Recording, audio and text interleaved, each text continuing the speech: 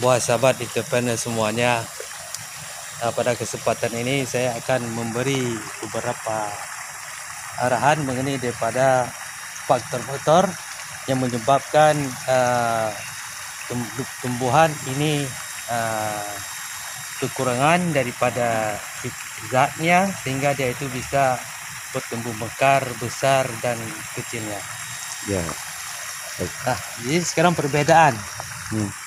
Perbedaan antara tanaman melon ini dengan yang ini pembibitannya yaitu terletak. Kalau ini secara persemaiannya pun itu tempatnya sempit dan untuk kadar daripada serapan mineral daripada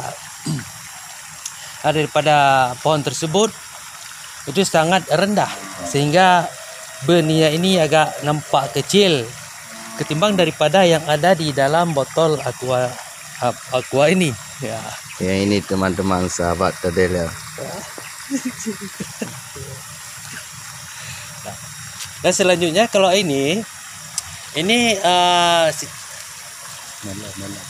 kalau batang benih atau bibit melon ini nampaknya pohonnya itu segar lantaran dia ini mineral yang diserap di dalam gizi ataupun di dalam tanah ini sangat berpengaruh kepada proses pertumbuhannya sehingga pucuk-pucuk itu nampak mekar lantaran mineral ataupun gizi itu cukup untuk tanaman tersebut. Sekian teman-teman semuanya, sahabat entrepreneur.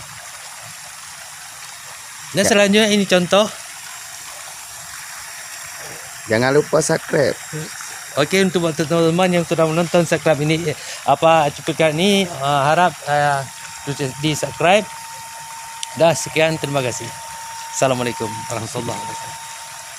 Semoga bisa bermanfaat untuk teman-teman ya.